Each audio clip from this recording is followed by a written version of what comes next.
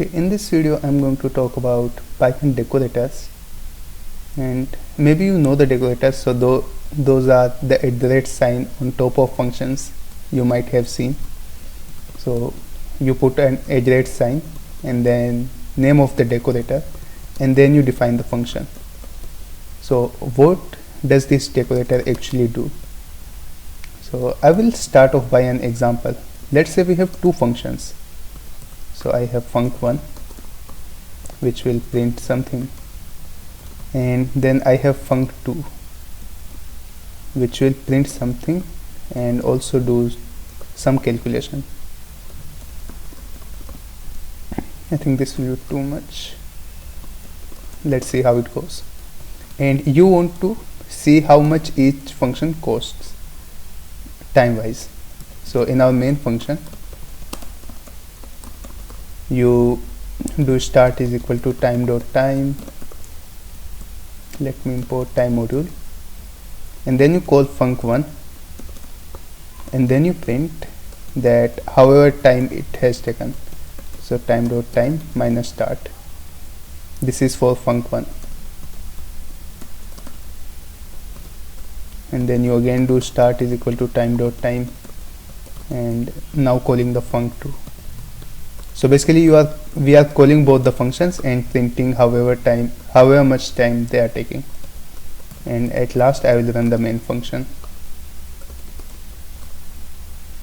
So if we see, then well, actually these are not comparable because we are just calling them once and both of the operation will finish pretty quickly. So if I run this again, then you will see different results. So this is not reliable, it is just for demonstration purposes. Well, actually I can also do for in range 1000.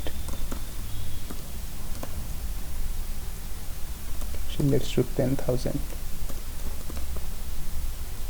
And instead of print, let's just calculate it. Otherwise the terminal will get filled up. So yeah, basically this much. And now I think you can see the difference. So while calculating this thing, it takes little bit of extra time. Well, actually no, it is still fast enough. Even now it is fast enough. Yeah, now we can see clearly there is a difference. So here there is no calculation, so it finishes very quickly, and in this one we are getting one digit. Yeah, we are getting one more significant digit. But okay, so that's not the point. The point was we were calculating the time. And let's say if there are multiple functions and you want to compare all of them, this is little bit more repetitive. And what you can do is have a decorator that says like print time, which will actually print the time that it takes for function to run. Now you will have to define what print time means. So every decorator is a function itself. So you will define print time, and this will take a function as argument. So this is taking f. So when you type @print time on func1, then func1 will get passed to the print time, and then you have to return another function. So if I return the function f as is, then there is no change. This is like no operation. It is, yeah, like there will be no difference in the code. If I run this again, it is exactly the same. And so I have to return a new function. I have to take the old function and return a new one, and the func1 will be replaced by the newer function. So as an example, let's say I have a new function and it will call f and then print called f.name. So f.name will be the name of function, and then we return new f. So what this means is like for every function that has this decorator, we will create a new function that also prints that which function was called. So if I run this, you will see that it prints called func1 and called func2. And let me also run one function that might make it more clear. So I will only run func1. I have commented out everything, then it will print called func1. And if you see in the func1, we are not printing anything, we are only printing in the new f. So basically func1 got replaced by a new function which also prints name of the function. Now let's go back and try to change our decorator to print the execution time that it took. So I will do start is equal to time.time, then I will call the actual function, then I will print time taken by f.name.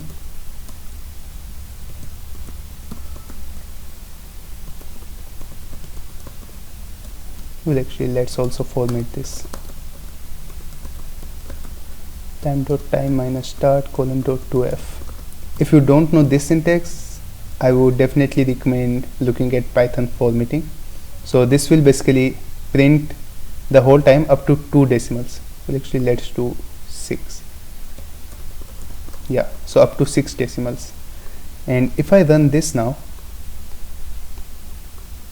we can remove these because now the actual time calculation is built into these functions as you have added the decorator. And you can see time taken by func1, and if I call this again and again, then every time it will print the time taken, you see. So basically, yeah, this is the usage. So whenever you want to transform a function, then you can use the decorator. And some examples, another example is retry. So you have a decorator which will call the function until it successfully executes. So if there is an exception, then it will continue calling that function. It would be something like while true, try to call function, and if there is an error, then pass.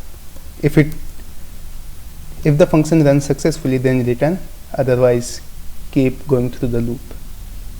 Well, actually here are some of the bad practices. You should catch the exact exception instead of everything, and also you should never have a while true loop because it might just keep running. So you should have a upper limit of like up to 10 times, but yeah, that's not the point. Main point is you can use decorators for retrying.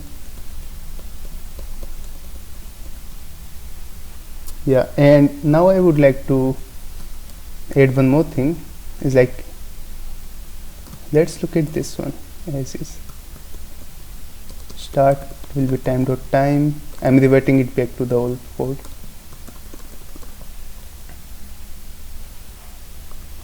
If I run this, it works fine.